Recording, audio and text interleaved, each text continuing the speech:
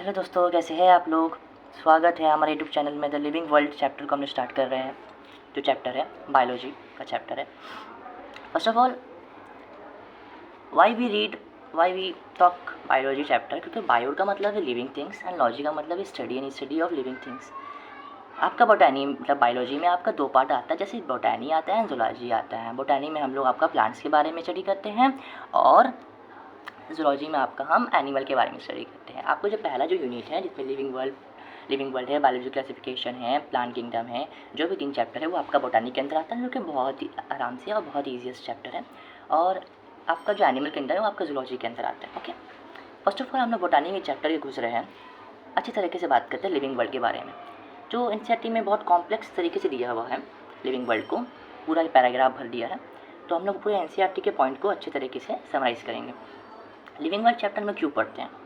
हमारे वर्ल्ड में जो इतनी सारी डाइवर्सिफिकेशन है, इतने सारे एनिमल्स है, इतने सारे प्लांट है ना।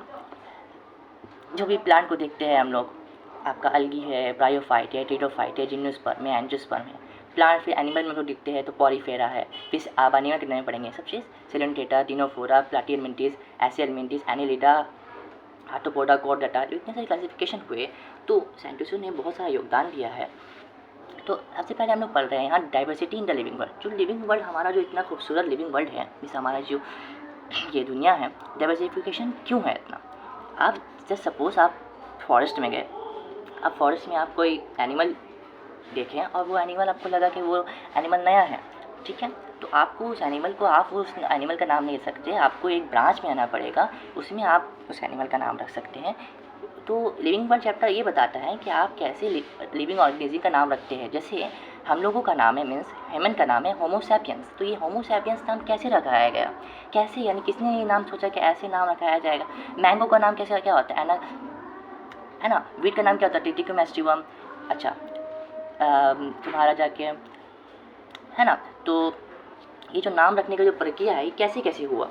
सबसे पहले हम बात करेंगे diversity in the living world, ठीक है।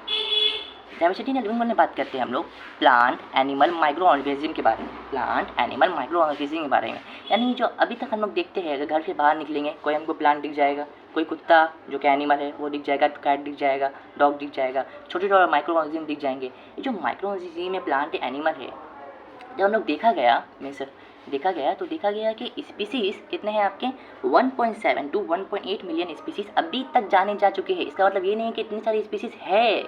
Okay, 1.7 to 1.8 million known and describe the species है। इसका मतलब ये नहीं है कि इतने सारे स्पीसीज़ अभी है, मतलब और भी सारे स्पीसीज़ अभी तक आइडेंटिफाई नहीं हुए हैं। ओके, ये जो डिस्ट्रीब्यूशन है अर्थ में, मतलब प्लांट, एनिमल, माइक्रो ऑर्गेनिज्म वगैरह वगैरह का जो डिस्ट्रीब्यूशन है, ये जो डिस्ट्रीब्यूशन है इसी को हम लोग बोलते हैं बायोडाइवर्सिटी।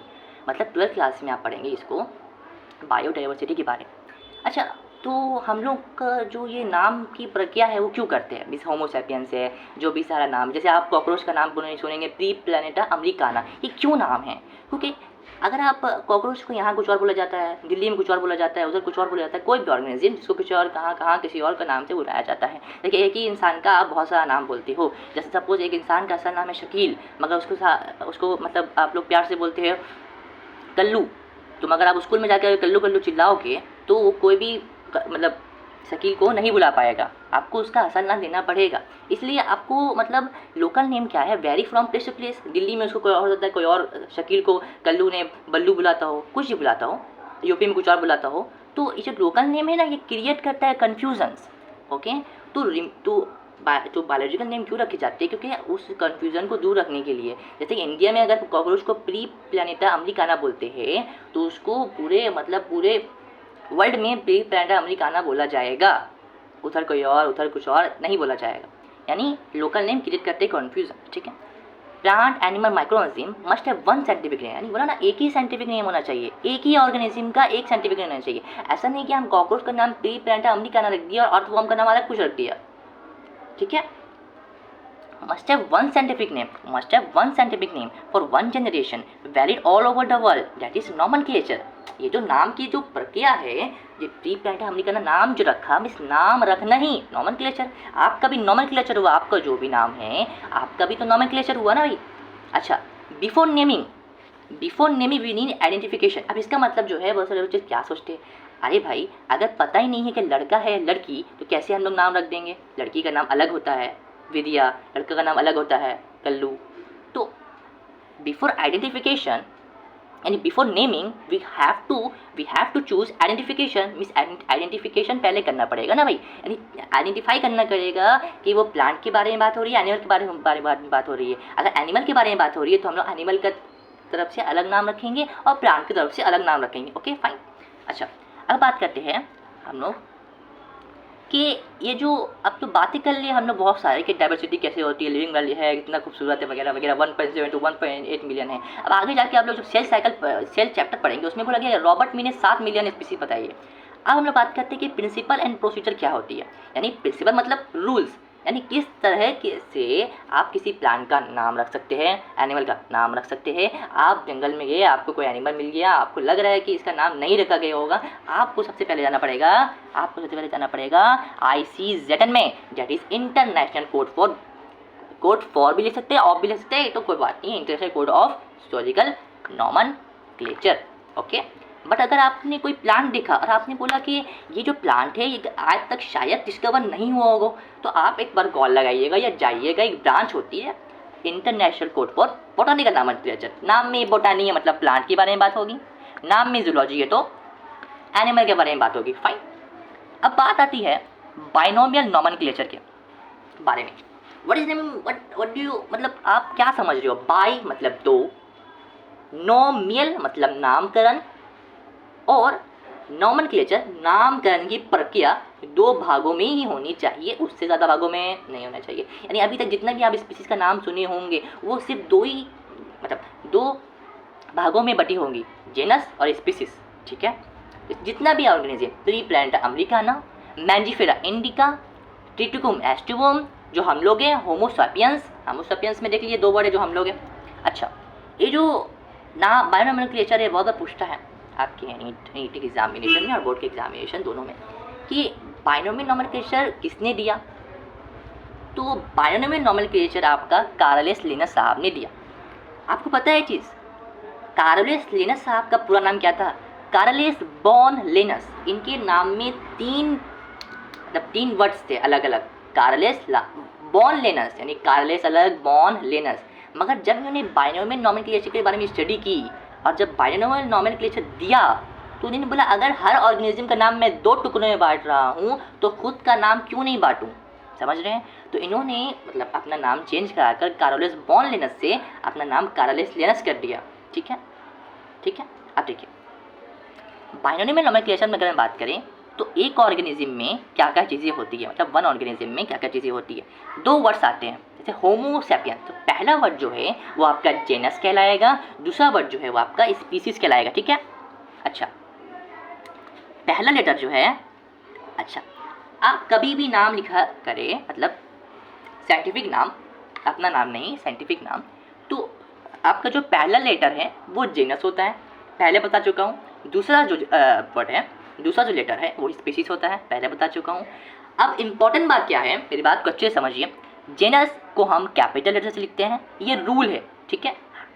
है ना, हम लोग रूल को कभी कुछ बोल नहीं सकते हैं, मतलब जेनस को कैपिटल क्यों रखा, स्मॉल क्यों नहीं रखा, है ना, छोटा क्यों नहीं रखा, बड़ा क्यों नहीं रखा, वो सब बात नहीं, रूल होते हैं। अगर कार्लेस लिनस ने एक रूल दे दिया कि जेनस को कैपिटल में लिखना है, मतलब लिखना है हर ऑर्गेनिज्म का नाम कैपिटल में लिखाएगा।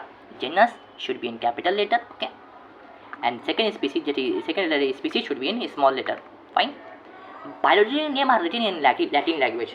अब जब पहली बार जब गो थ्रू करते हैं एनसीईआरटी में किसी भी टीचर से, तो ये चीज़ बच्चों को समझ में आती है कि लैटिन लैंग्वेज क्यों इस्तेमाल करते हैं, यानी जो भी बायोलॉजिकल नेम लिखा जाता है वो आपका लैटिन लैंग्वेज में लिखा जाता है। लैटिन लैंग्वेज क्यों लिखा जाता है? First of all Latin language is a dead language. Okay, Latin जो लैंग्वेज है ये एक डेड लैंग्वेज है। ठीक है। मतलब क्या है डेड लैंग्वेज का? डेड लैंग्वेज का यही मतलब है कि अगर हम होमो सैपियंस लिख दिया है 2025 में, तो अगर 3025, 4025, 5025 जितना भी साल गुजर जाए वो होमो सेपियंस का नाम कभी चेंज होने वाला नहीं है। क्यों होने वाला चेंज नहीं है? क्योंकि वो डेड लैंग्वेज है, कभी भी वो उसका जो लैंग्वेज है चेंज नहीं होगा। जैसे उर्दू का लैंग्वेज बार बार मॉडिफाई होता है, इंग्लिश का लैंग्वेज मॉडिफाई होता है, पारसी मॉडिफाई होता है, हर एक लैंग्वेज मॉडिफाई होता है, बट लैटिन लैंग्वेज कभी मॉडिफाई नहीं होता है। मतलब ये डेड लैंग्वेज है, मतलब इसको कोई मॉडिफिकेशन करेगा ही नहीं, इसलिए हर ऑर्गेनिज्म का नाम लैटिन लैंग्वेज लिखा जाता है। बट जब आप प्रिंट कराओगे तो इटैलिक्स में कराओगे। अब बात है कि इसमें जब कंफ्यूज होते बच्चे कि लैटिन में भी कराया, इटैलिक्स में भी कराया। मेरी बात कुछ समझिए, biological name are already in Latin language, biological name लिखे जाते हैं लैटिन लैंग्वेज में, मगर जब प्रिंट होंगी ना तो टेढ़े में होंगे, मतलब टेढ़े तरीके से होंगे। अभी देखिएगा अगर कोई बायोलॉजिकल नेम अगर लिखा जाए तो वो जो इसलिए इटैलिक्स वर्ड इस्तेमाल किया जाता है, मतलब प्रिंट में कि टेढ़े लफ्ज़ लिखे जाए। मगर जब भी आप एग्ज़ाम में, क्योंकि बोर्ड का जो पेपर होता है, बायोलॉजिकल नेम अगर लिखा जाए, मतलब right the biological name of mango, तो जब भी ये तुम्हारा हैंड रिटन लिखा जाए, जब हाथों से लिखा जाए तो उसको अंडरलाइन कीजिए, अंडरलाइन कीजिए, underline the scientific name, underline the scientific name when handwritten, मतलब हाथों से जब लिखा जाए तो उसको अंडरलाइन करना बहुत ज़रूरी है। अच्छा, अब बात आता है कभी कभी कोई साइंटिस्ट बोलता है कि मेरा भी नाम लिखा जाना चाहिए, मतलब नेम ऑफ द ऑथर या scientist, name of the author या scientist comes after the specific epithet. अब मैंने बोला पहला नेम जेनस, दूसरा नेम स्पीसीज, तीसरा क्या बोला मैंने कि जो साइंटिस्ट उसको डिस्कवर किया, ठीक है, जैसे मैंने समझ लो कॉकरोच डिस्कवर किया, जस्ट सपोज मैंने नहीं डिस्कवर किया, जैसे मैंने, तो मैं क्या बोलूँगा, प्रीपेरेंड्रा अमेरिकाना, है ना, डॉट फैज, ठीक है, प्रीपेरेंड्रा अमेरिकाना डॉट फैज, डॉट ने प्रीपेरेंड्रा अमेरिकाना फैज, दो नॉट वगैरह कुछ नहीं करना, ठीक, प्रीपेरेंड्रा अमेरिकाना और फैज, क्यों? क्योंकि मैंने डिस्कवर किया। तो जैसे ही मैंगो का जो नाम रखा गया है ना, इसे याद रखना चाहिए। पूछ ली कि मैंगो का नाम किसने रखा? भाई कार्लोस लिनस साहब ने बायनोमियल नोमेनक्लेचर दिया, उन्होंने एग्जांपल दिया मैंगो का एग्जांपल दिया उन्होंने बोला मैंगो का जो साइंटिफिक नेम है वो बहुत सारे रिसर्च हुए, तब पता चला कि मैंगो का जो साइंटिफिक नेम है ना वो मैंजिफेरा इंडिका है। अब जो पहला वर्ड क्या है, जेनस, हमेशा कैपिटल लेटर, दूसरा इंडिका जो कि स्पीसीज है, जो कि हमेशा स्मॉल लेटर, तीसरा लिन, जो लिन, हाँ हल्का वर्ड लिखना है, लिन छोटा वर्ड, अब पूरा कार्लोस लिनस नहीं लिख देना, पूरा कॉपी पढ़ना नहीं है, लिन दैट इज ऑथर नेम, एक ही एग्जाम्पल है वही पता रखना है, और भी एग्जाम्पल पता रखना नहीं है, ओके, ये पता चला। अच्छा, शुरू में आपके जब आप एनसीईआरटी खोलिएगा जैसे ही, तो थोड़ा सा जिक्र है अर्नेस्ट मेयर के बारे में, जो बच्चे निगलेक्ट कर देते हैं और टीचर नहीं पढ़ाते अर्नेस्ट मेयर के बारे में, पढ़ाते ही नहीं है ज़्यादातर, तो अर्नेस्ट मेयर के बारे में तो सुन लीजिए। अर्नेस्ट मेयर के बारे में यहाँ लिखा नहीं है इसलिए हमको याद आया तो हम बता देता हूँ।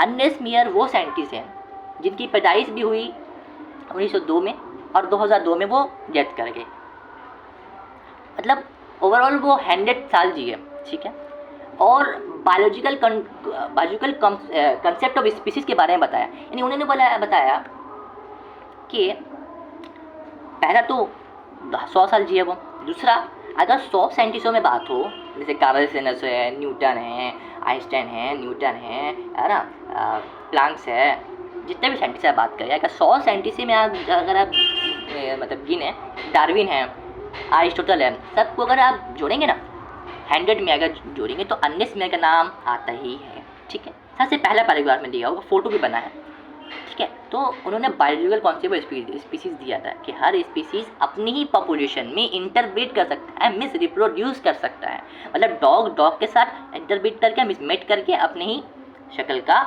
या अपना फर्टाइल ऑफस्प्रिंग प्रोड्यूस कर सकता है, ह्यूमन मिलकर ऑफस्प्रिंग प्रोड्यूस कर सकते हैं, मतलब अपने ही स्पीसीज होना चाहिए, और कभी कभी कुछ और स्पीसीज से होता तो, ठीक है। लिविंग वर्ड का हम लोग पहला अपना कंप्लीट किया है। अच्छा,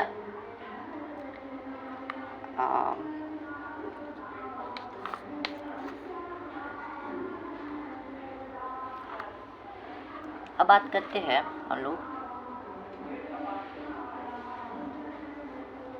कि जेनरिक नेम। देखिए अभी हम लोग पढ़ा कि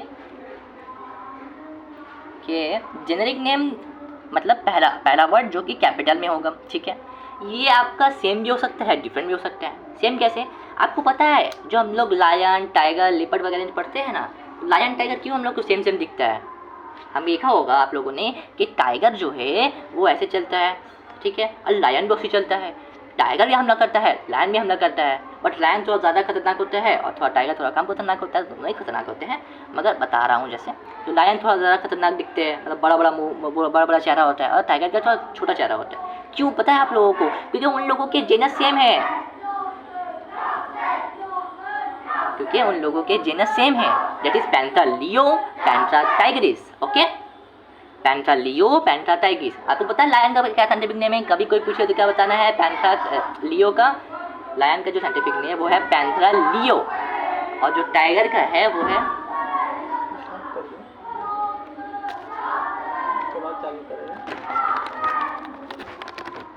ओके। तो जो लायन और टाइगर में सिमिलरिटी दिखते हैं, क्यों देखते हैं? क्योंकि पैंथरा लियो, पैंथरा टाइग्रिस, जो भी आप लोग देख रहे हो लायन और टाइगर में सिमिलरिटी, क्योंकि उनका जेनस सेम है। ओके, जेनस सेम है, इसलिए हम लोगों को सिमिलरिटी दिखता है उन लोगों में। ठीक है, समझ में आ रहा है? अच्छा, आपका स्पेसिफिक नेम, अच्छा बताइए जेनस क्या जेनेरिक नेम है? हम लोग कैपिटल लेटर, मतलब first word is generic name, yes. Capital letter का इस्तेमाल कर रहे हैं, यस। अच्छा, स्पेसिफिक नेम मतलब बाद में इस्तेमाल कर रहे हैं, हाँ। इस मॉडल से यूज कर रहे हैं, हाँ। ये भी तुम्हारा, इसका भी स्पेसिफिक एपिटेट, इसको स्पेसिफिक एपिटेट भी बोलते हैं स्पेसिफिक नेम को, जैसे Ilex glabra and Pinus glabra has the same, यानी आईएक्स और पाइनस को अगर देखिए तो उन लोगों का जेनस स्पीसीज सेम है।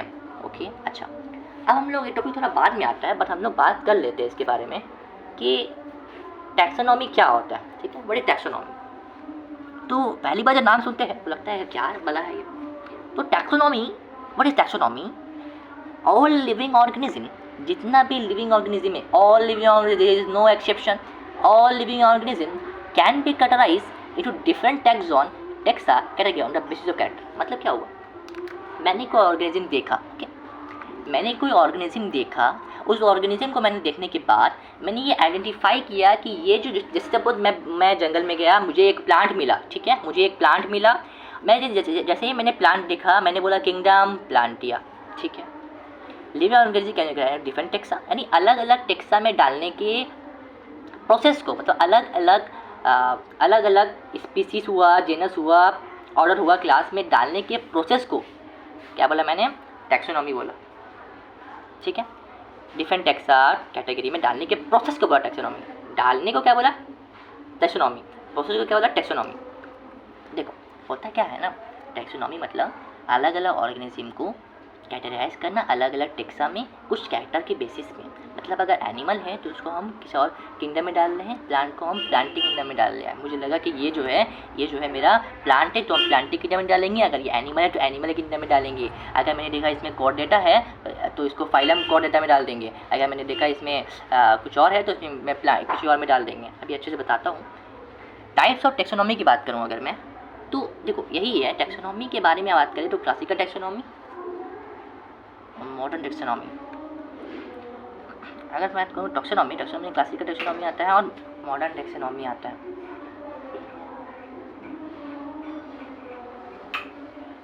क्लासिकल टैक्सोनॉमी और मॉडर्न टैक्सोनॉमी। क्लासिकल टैक्सोनॉमी जो कि ओल्ड है, क्लासिकल टैक्सोनॉमी जो कि ओल्ड है, और मॉडर्न टैक्सोनॉमी जो कि तुम्हारा मॉडर्न है, मतलब जो बाद में आया। ठीक है, क्लासिकल टैक्सोनॉमी मतलब अगर हम क्लासिकल टैक्सोनॉमी की बात करें तो 4 तरह की क्लासिकल टैक्सोनॉमी है, मतलब ओल्ड टैक्सोनॉमी। तो पहला कैरेक्टराइजेशन, आइडेंटिफिकेशन, क्लासिफिकेशन, नोमेनक्लेचर, इसी की बात कर रहा था मैं। अगर ये बताऊँ नहीं कि टैक्सोनॉमी के टाइप क्या होते हैं, जैसे कैरेक्टराइजेशन, आइडेंटिफिकेशन, क्लासिफिकेशन, नोमेनक्लेचर, तो पता क्या चलेगा नहीं टैक्सोनॉमी क्या है। यानी कोई ऑर्गेनिज्म को आप देखिए, उसका सबसे पहले कैरेक्टर पता कीजिए कि किस कैरेक्टरिस्टिक में ये फाइंड कर रहा है। मतलब कैरेक्टर पता करना ये नहीं कि अच्छा है बुरा है, एक पैरोलॉजी के हिसाब से कैरेक्टराइजेशन मतलब कि उसका कैरेक्टर किससे मिलता है। ठीक है, जैसा मैंने देखा माइक्रोस्कोप से तो मैंने देखा सेल वॉल प्रेजेंट है, मैं ढंग से बोलूँगा, मतलब हक से बोलूँगा कि सेल वॉल प्रेजेंट है, मतलब प्लांट है, एनिमल में कभी डालूंगा मैं नहीं। इसका मतलब ही तो हुआ मैं कैरेक्टराइजेशन कर रहा हूँ ना भाई। मैंने बोला कि ये जो है इसमें सेल वॉल प्रेजेंट है, देखो ये सेल वॉल प्रेजेंट है जस्ट सपोज, ठीक है, और एनिमल में मैंने देखा कि सेल वॉल एब्सेंट है जस्ट सपोज, हाँ ये समझ लो प्लांट है, ठीक है, इसमें मैं बोला सेल वॉल प्रेजेंट है। तो क्या कहाँ चलूँगा मैं, इसका कैरेक्टर मैं देख रहा हूँ। सबसे पहले क्या देख रहा हूँ मैं, कैरेक्टर, मुझे ये मिला जंगल में मैंने देखा इसका कैरेक्टर, जैसे मैंने देखा इसका कैरेक्टर तो मुझे लगा कि इसके पास सेल वॉल है। देखो मैंने देखा सेल वॉल है ना, रिफिल अंदर है, ये बाहर में सेल वॉल है। जैसे मैंने देखा तो मैंने बोलता ये एनिमल नहीं हो सकता कभी भी, यानी कुछ भी हुआ, ये तुम्हारा कुछ भी हो, मुझे पता चल गया कि ये एनिमल नहीं है। तो सबसे पहले मेरा क्या हो गया, कैरेक्टराइजेशन। ठीक है, अब मैं पढ़ूंगा कि ये जो अब तो पता चल गया मेरे को प्लांट है। ठीक है, अब मैं इसको चेक कर रहा हूँ, आइडेंटिफाई कर रहा हूँ क्या इसमें फल होने की है, इसमें फल होने की औकात है। यानी अगर इसमें फल होने की औकात है तो ये एंजियोस्पर्म हुआ। और इसमें मैंने देखा कि अगर इसमें फल नहीं हो सकता मगर ये बहुत डेवलप है, तो मैं बोला ये तो जिम्नोस्पर्म हुआ। और मैंने देखा कि ये तो ज़मीन में चलने वाला लग रहा है, मतलब ज़मीन में चलने वाला, ज़मीन में बैठने वाला, जो ब्रायोफाइट बोलते हैं हम लोग, अलगी बोलते हैं हम लोग। तो मैंने बोला ये तो अलगी है। तो पहले आपको कैरेक्टराइजेशन करना पड़ेगा, यानी पता करना पड़ेगा प्लांट है या एनिमल है। उसके बाद आपको पता करना पड़ेगा कि प्लांट में भी कैसा हायर कैटेगरी का है या लोअर कैटेगरी का है। अच्छा, अब जैसे ही आप उसका कैरेक्टर पता कर लिए कि प्लांट है या एनिमल है, दूसरा आप अगर कैरेक्टर पता कर लिए, अब आपको क्या पता करना है कि हायर कैटेगरी में है प्लांट की, हायर कैटेगरी में है लोअर कैटेगरी में है। ठीक है, अच्छा उसके बाद आपको क्लासिफिकेशन करना है, यानी आप पता चल गया कि आपको समझ लीजिए ये एंजियोस्पर्म मेंबर है, आप क्लासीफाई कर दिए, इसको डाल दीजिए एंजियोस्पर्म में। ठीक है, डाल दिए। अब जैसे ही आप एंजियोस्पर्म में डालेंगे फिर आपको नाम भी लिखना पड़ेगा उसका, कि जो भी उसका ऑर्गेनिज्म का नाम है। ठीक है, ओके। अब जो सुबह मुझे रास्ता में कॉकरोच मिला, अब हमको पता नहीं अभी ना नाम रखा क्या कॉकरोच बाबा, जैसे सपोज ये कॉकरोच है। ठीक है, ठीक है, आप एक ही चीज़ को प्लांट नहीं बना देते हो, कॉकरोच बना देते हो। ठीक है ना भाई, कॉकरोच बना दिया इसको, कॉकरोच है ये। ओके फाइन, तो ये कॉकरोच है। अगर तो सबसे पहले हमने देखा कि नाम इसका पहले कॉकरोच नहीं है, हम सिर्फ बता रहे, नाम तो बाद में रखा जाएगा। मैंने देखा, मैंने बोला इसमें अच्छा आँखें है, आँखें से देख रहा है, प्लांट तो आँखों से नहीं देखते हैं। तो मैंने पता चला कि ये एनिमल के अंदर है। ठीक है, पहले बात तो पता चला कि कैरेक्टराइजेशन क्या है, आँखों से देख सकता है, चल सकता है, फिर सकता है, खा सकता है, पी सकता है, एक्सक्रीट कर सकता है ना, निकाल सकता है, एक्सेट्रा। पता चला एनिमल है, पता चलिए। यानी प्लांट में नहीं डालेंगे, हम नहीं डालेंगे, यानी कैरेक्टराइजेशन हो गया। अगर तुम्हारा कैरेक्टराइजेशन हो गया, अब हम आइडेंटिफाई करेंगे कि तुम्हारा लोअर कैटेगरी में या हायर कैटेगरी में है। मतलब उड़ सकता है, उड़ने वाला है कॉकरोच है, या फिर चलने वाला है, ये आइडेंटिफाई कर लिया। अब उसको क्लासीफाई करेंगे, मतलब अगर उड़ने वाला है तो उड़ने वाले में क्लासीफाई करेंगे, चलने वाला है तो चलने वाला क्लासीफाई कर देंगे। अब उसका नाम रख देंगे, ऐसे ही नाम रखा है ना भाई, कोई हाथी घोड़ा तो नहीं हो गया नाम रखाने में, साइंटिस्ट ने बहुत सोचा होगा तब रखा है, नहीं। तो यही है टैक्सोनॉमी कि किसी ऑर्गेनिज्म का कैरेक्टर देख लीजिए, उसको आइडेंटिफाई कर लीजिए और उस आइडेंटिफिकेशन के बेसिस में उसको क्लासीफाई कर दीजिए और उस क्लासिफिकेशन के बेसिस में उसका नामकरण कर दीजिए, बस।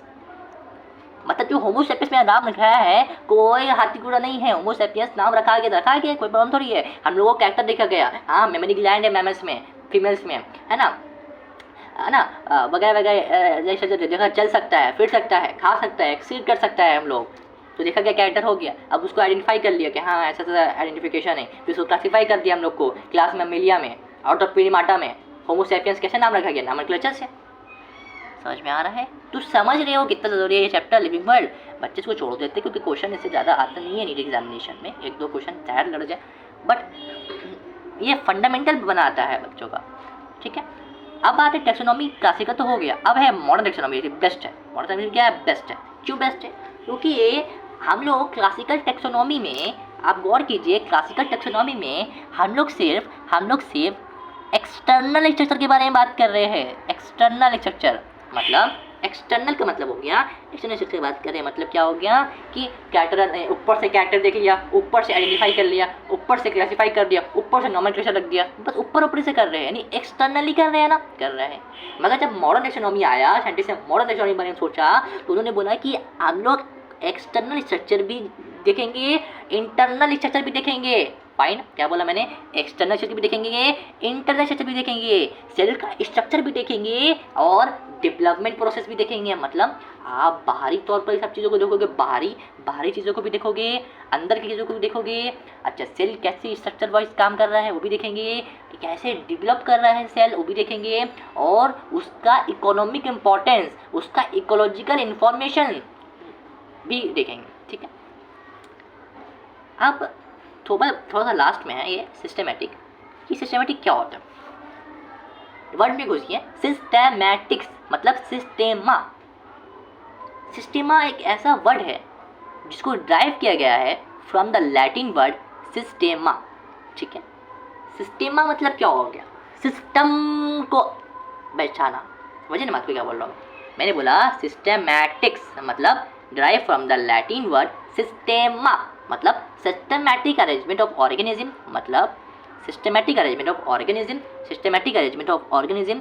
इसमें क्या होता है आपको, systematics is equal to taxonomy plus, क्या बोला मैंने, systematics is equal to taxonomy का कौन सा part, classical taxonomy plus evolutionary relationship. मतलब क्या बोला मैंने, टैक्सोनॉमी दो पार्ट में जाता है, that is classical taxonomy and modern taxonomy. Classical taxonomy मतलब कैटेगराइजेशन, किसी भी ऑर्गेनिज्म का आप कैरेक्टर डिफाइन कर दीजिए, उसको आइडेंटिफाई कर लीजिए, उसको क्लासीफाई कर लीजिए, उसको नॉमेनक्लेचर कर दीजिए। अगर आप क्लासिकल टैक्सोनॉमी को मतलब कैटेगराइजेशन, आइडेंटिफिकेशन, क्लासिफिकेशन, नॉमेनक्लेचर को इवोल्यूशन से जोड़ देते हैं तो आपका जाकर सिस्टेमेटिक बन जाता है।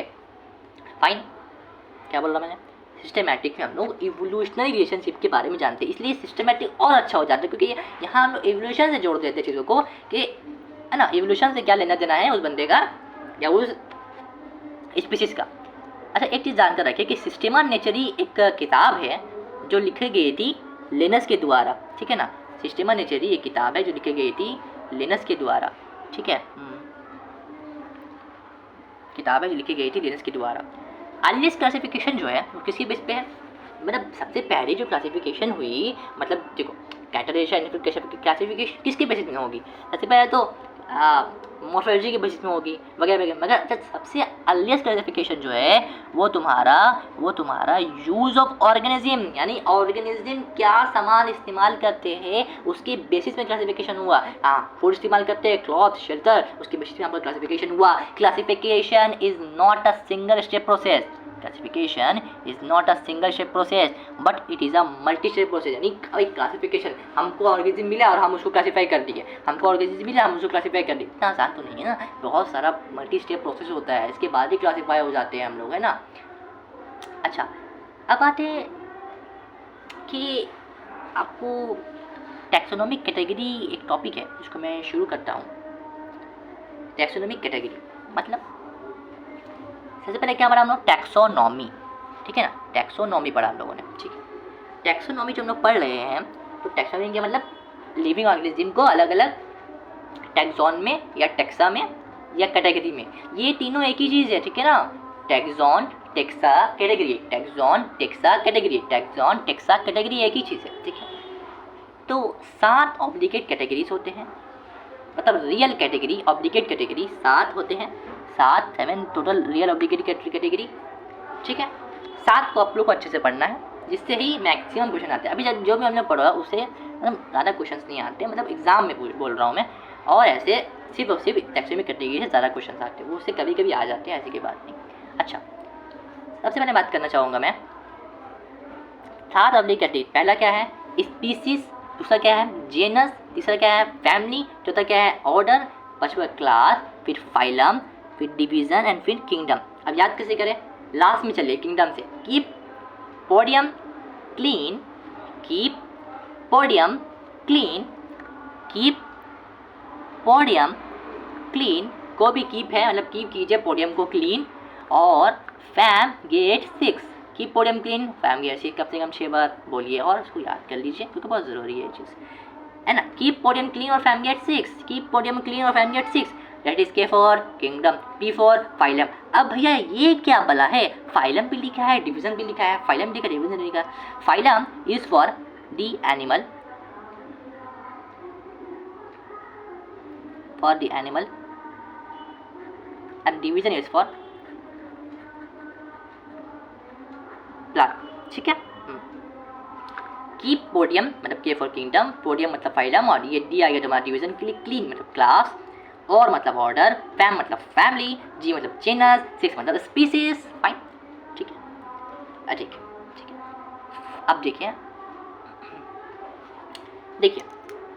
आप जब भी बायोलॉजी में अगर आगे चलते हैं पढ़ेंगे, जब से जो भी चीज़ हम लोग आगे मतलब पीछे से आगे जाते हैं जब भी हम लोग, तो कॉम्प्लेक्सिटी बढ़ती है। जैसे हम लोग पढ़ेंगे आप लोग, मतलब आप ही देखिए ना, एल्गी से अगर आप एंजियोस्पर्म जाएंगे, एल्गी कितना छोटा, पूरा प्लांट बन गया एंजियोस्पर्म, है ना।